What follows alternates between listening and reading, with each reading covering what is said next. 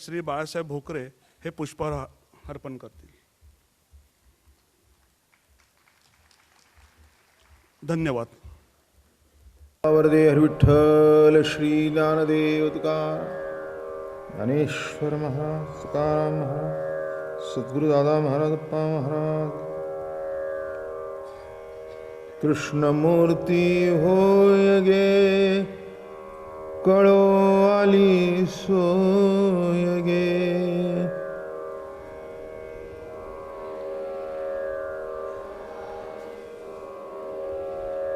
कृष्णमूर्ती होय गे कळो आली सोय गे.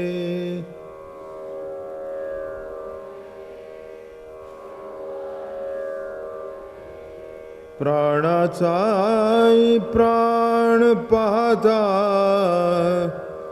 सुख सांगो काय गे. विंजणे वारिती हा गोपी बाळा गे. तुळशी माळ गळा गे कस्तुरीचा टिळा गे.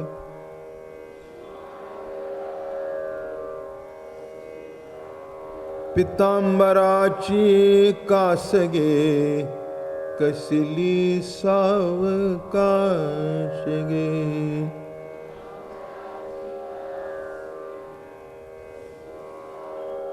नारद तुंबर गायन करीती. नारद तुंबर गायन करीती पुढे निजदास गे. तुळशी माळ गळा गे कस्तुरीचा टिळा गे.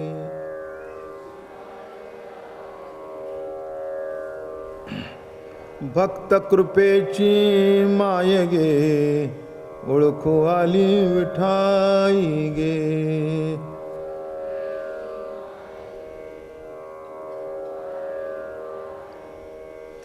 भक्त कृपेची माय गे ओळखू आली विठाई गे.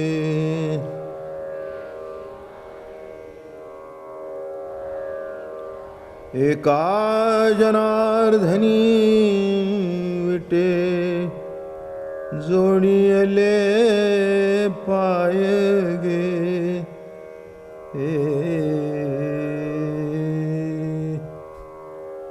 एका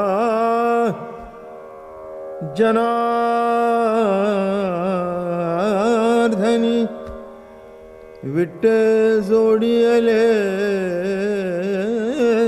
पाय गे.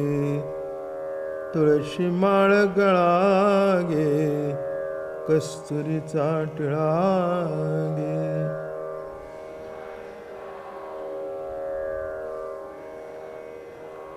अर्धांगी रुक्मिणी विंजणे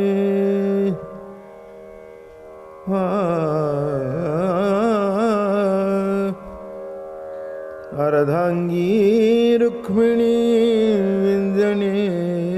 ज्ञानदेव ज्ञानेश्वर महाराज तुकाराम.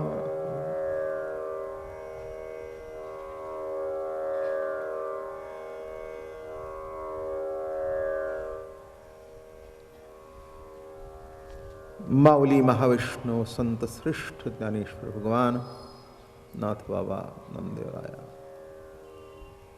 आदी सर्व संत भगवंताच्या त्या सगुण रूपाला भाळून गेले होते. रूप सगळी असतात पण ज्या रूपाला जीव लुब्ध व्हावा असं भगवंताच्या शिवाय दुसरं रूप कोणाचं असू शकतं. एखाद्याला म्हटलं की हा अतिशय सुंदर आहे तर दुसरा कोणीतरी त्याच्यापेक्षा सुंदर भेटतो. अजून कोणीतरी त्याच्यापेक्षा सुंदर भेटतं. म्हणजे एका सुंदराला दुसरा सुंदर कोणीतरी पर्याय असतो. पण ज्या सौंदर्याला ज्या माधुर्याला, ज्या गोडव्याला पर्याय नाही, तेच कृष्ण भगवंताचं सुंदर रूप. पर्याय नाही दुसरा. कोण या जगामध्ये असा नतद्रष्ट आहे की त्याला सुंदर बघायला आवडत नाही? हो, आहेत ना. ज्यांना सुंदर बघायला आवडत नाही त्यांनाच राक्षस म्हणावं.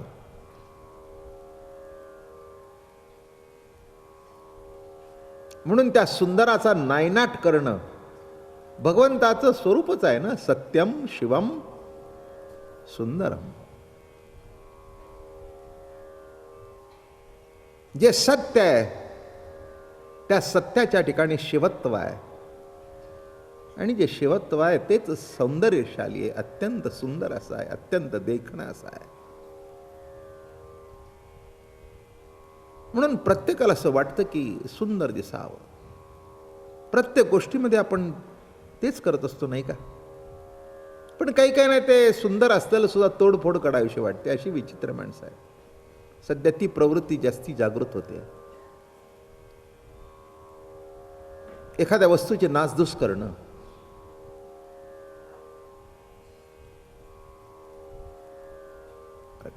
हो, नासधूस करण्याची राक्षसी वृत्ती कुठपासून आहे माहिती आहे का? बस फोडतील, घरं फोडतील, नवे नवे नवे माणसांचा जीव सुद्धा घेतील पैसा करता.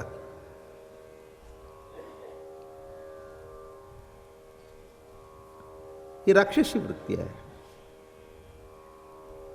एखाद्या मुलीवर प्रेम बसलं आणि ती आपल्याला मानत नाही. अरे कोण लागून गेला जागीरदार तुला मानावं म्हणून? तिच्या तोंडावर ऍसिड ओक झालं का सौंदर्याचं? राक्षस हे आहेत सध्या. हे जे सध्या तुम्ही, आणि एक वाईट गोष्ट झाली आहे, टी व्हीमुळे राक्षसांचं दर्शन जास्ती घडतंय, चांगल्यांचं घडत नाही.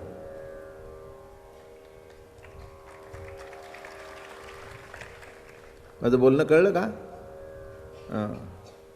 चांगल्यांचं दर्शन टी व्ही घडतच नाही. बटन दाबलं की कोणाचं तरी पेटवलेलं आहे, कोणातरी जाळलेलं आहे. हेच या समाजातले राक्षस.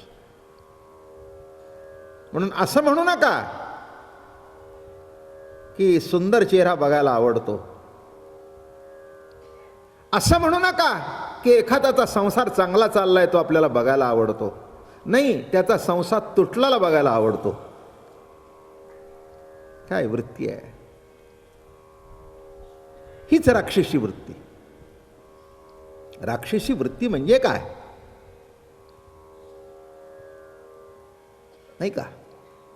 कृष्ण कथा ऐकायची एवढ्या करता, प्रभूचं स्मरण एवढ्या करता करायचं, रामाचं स्मरण एवढ्या करता करायचं, पंढरीची वारी एवढ्या करता करायची.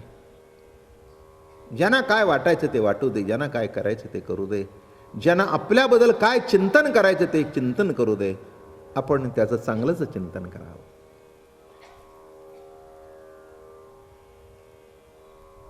चांगलं चिंतन करणं म्हणजे चांगल्याचं जतन करणं, म्हणजे ईश्वराचं जे सत्यम शिवम सुंदरम रूप आहे त्या सौंदर्यशाली रूपाचं जतन करणं.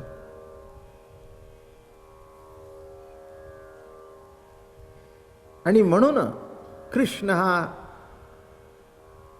विठो सुंदरा सुंदर रूप लावण्या लावण्य, रूपे श्याम सुंदर निलोत्पल गाभा, सखये स्वप्नी शोभा देखियला, नेत्र विशाळ भाळ दंत हिरया ज्योती, बाह्ये मदनमूर्ती देखियला. नामदेव महाराज किती गोड लिहितात. रूपे श्याम सुंदर निलोत्पल गाभा, निलोत्पल गाभा, सखये स्वप्नी शोभा देखियला, नेत्र विशाळ भाळ दंत हिरया ज्योती, बाह्ये मदन मूर्ती देखियला. गवळणी भाग्यशाली होत्या.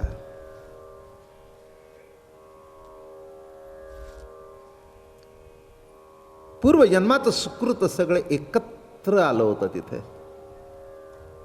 एकवटून आलं होतं. तुपाच्या एका चमच्यामध्ये केवढं तरी एक पेलाभर दूध एकवटलेलं असतं, नाही का?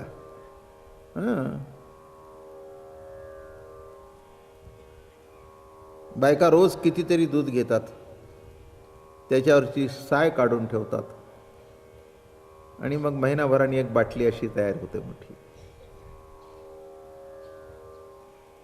म्हणजे कितीतरी दूध घ्यावं आणि त्याच्यातून एक चमचा निघावं. तसं अनेक जन्माची पुण्याई लागते आपलं अंतःकरण सौंदर्यशाली होण्याकरता आणि त्या प्रभूचा निलोत्पल गाभ्याचं दर्शन होण्याकरता. सर्व पुण्याई, सर्व दूध इतक्या दिवसाचं जसं एका तुपाच्या चमच्यात आलं, तसं आपली सर्व पुण्याई सुद्धा एकत्र यावी लागते उत्कृष्ट परमार्थ घडण्याकरता.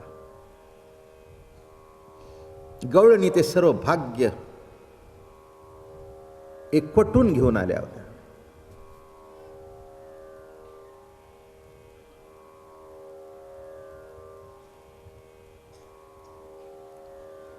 त्यांच्या पुण्याची कोण तुलना करणार? जी तो मुरारी खेळविला, त्यांच्या पूर्व पुण्या कोण लेखा करी. जगद्गुरु तुकाराम महाराज म्हणाले, त्यांच्या पूर्व पुण्या कोण लेखा करी, जी तो मुरारी खेळविला, खेळविला जी अंतर्बाह्यातकारी. आणि असा तो सगुण साकार परमात्मा आता दिसणार नाही म्हटल्यानंतर मनामध्ये कुठेतरी ओढ निर्माण झाली. समोर दिसत होता तरी दिसणार नाही, हा जो भविष्यातला विरह होता. काल सांगितलं आपल्याला, भूतकाळातला विरह, वर्तमानातला विरह आणि भविष्यातला विरह. कसावीस झाल्या.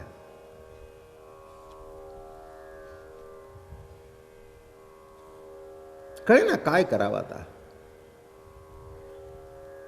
यशोदा मैयाचा जीव वर खाली होऊ लागला.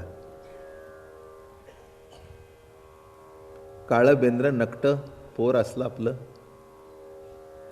त्याच्याबद्दल आपल्याला किती आपुलकी वाटते.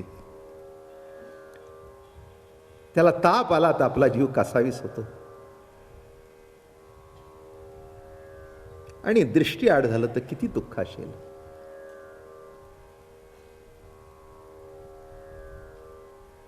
आणि आता तो भविष्य विरह डोळ्यासमोर दिसू लागला.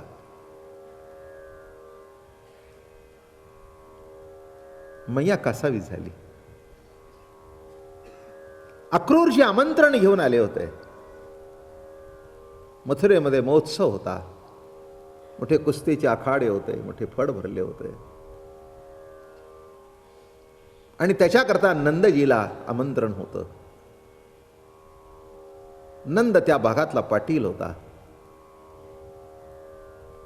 नंदाला बरं वाटलं की आपल्याला बोलवलंय म्हणून, पण गवळणींना बरं वाटलं नाही, मैयालाही बरं वाटलं नाही. दोन भाग असतात, एक आई आणि एक बाप. आईला नेहमी असं वाटतं की आपला मुलगा डोळ्यासमोर राहावं. बापाला वाटतं डोळ्यासमोर राहून काय करायचं आहे, कधीतरी धंदा व्यापार करावा, लांब गेला तरी हरकत नाही. याच्यातली कोणची प्रवृत्ती बरोबर आणि कोणची चुकीची असा अर्थ करायचा नसतो. हे दोन प्रवृत्ती मिळून जीवन आहे. याच्यातली बाप बरोबर काही बरोबर हे म्हणायचंच नाही. बाप आणि आई मिळून जन्म ना, काही एकट्या बापातून जन्म आणि एकट्या आईतून जन्म. बाप आणि आई मिळून त्या बाळाचा जन्म आहे. तेव्हा ह्या दोन प्रवृत्ती असणारच आणि ते असायलाच पाहिजेत. आईला वाटतं आपल्या मूल सतत पदराखालीच राहावं, अगदी 50शीत आला तरी बरं का. काही चुकलं नाही. बापाला असं वाटतं हिने लाडवण ठेवलाय, हेही चुकलं नाही. हेही चुकलं नाही आणि हेही चुकलं नाही. बाप तत्वाचा जर विचार केला तर हेच बरोबर आहे, आई तत्वाचा विचार केला तर हेच बरोबर आहे, नाही का? बापाला वाटतं माझा मुलगा मोठा व्हावा, माझ्यापेक्षा मोठा व्हावा, कर्तृत्ववान व्हावा, स्वतःच्या पायावर उभा राहावा. ठीक आहे, आम्ही जरी पैसे ठेवले तरी त्यांनी कमवलं तर पुढचं राहील ना. आईला वाटतं जाऊ दे, आहे तसा खाईल, सुखी राहावा, आनंदात राहावा. काय सगळ्यांनी शिकून दिवे लावले.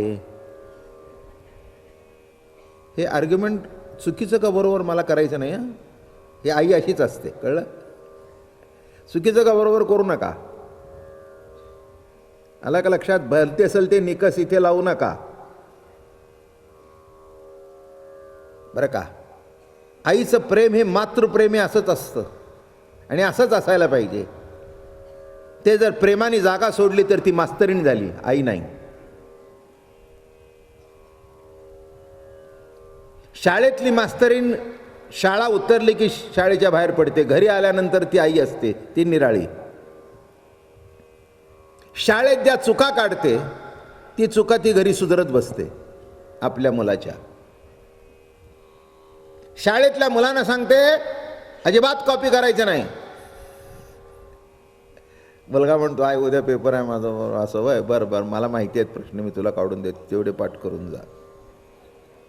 कोणी मास्तरणी असतील तरी नाही म्हणू नका.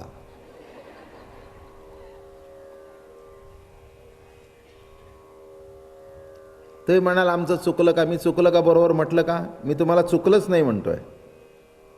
तिथे मास्तरीण म्हणून आहे ती बरोबर आहे, इथे आई म्हणून आहे ती बरोबर आहे. आई म्हणून तिला असं वाटतं नापास विपास झाला मग हे मारतील, सगळं आजूबाजूची पास व्हायचे ना आपलंच तेवढं नापास व्हायचं. जाऊ द्या. आणि काय एखादा बघून केले तर काय बिघडलं. माझं बोलणं कळलं का. बापाला हे हे हेच तुमचं चुकतंय.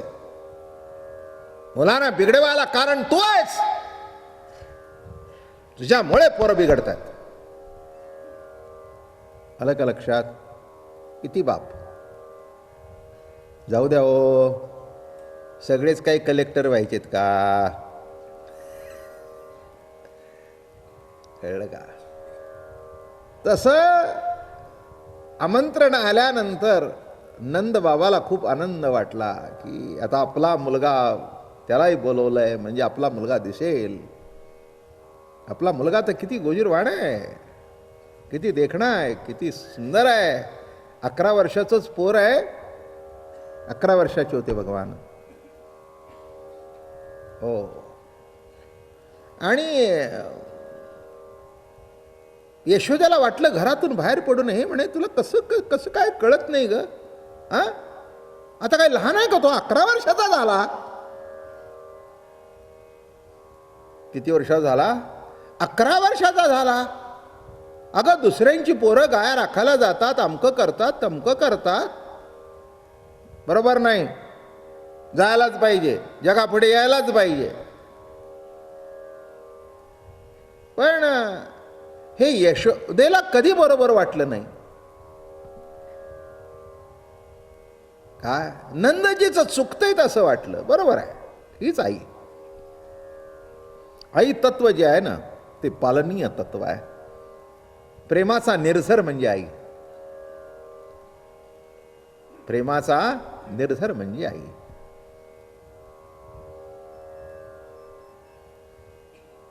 बाप कुठे कमी आहे.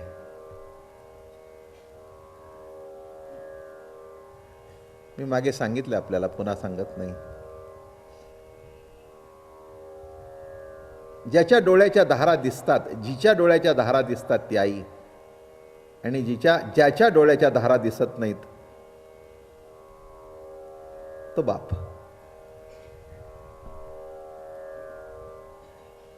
उघड्या डोळ्यांनी रडते ती आई आणि आतल्या आत आपला जीव खाऊन घेतो तो बाप. पुन्हा रिपीट करतो म्हणजे तुम्हाला उजळणी होईल. एका दिवसाच्या जेवणाची काळजी करते ती आई आणि आयुष्याच्या जेवणाची काळजी करतो तो बाप.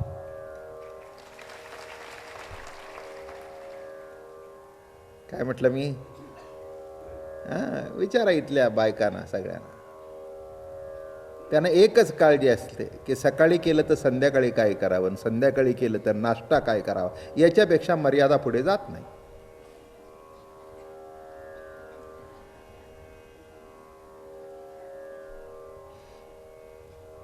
जाते का? सकाळी नाश्त्याला गेलं की बाबा जेवायला काय करू तुला? मग नवरा म्हणला आमकं करा, राहू द्या ना तुमचं, तो म्हणतोय तर करू द्या, झालं पिटलं. काय अवघड असतं सगळं. सकाळी तो नीट जेवला नाही, मग संध्याकाळची काळजी, पुन्हा दुसऱ्या नाश्त्याची काळजी. म्हणून एका दिवसाच्या जेवणाची काळजी करते ती आई. आणि हा म्हणतो माझा बाबा असं असावं, एवढं करून ठेवीन की काही नाही, घरात बसला तरी व्याजावर जेवावा, इति बाप.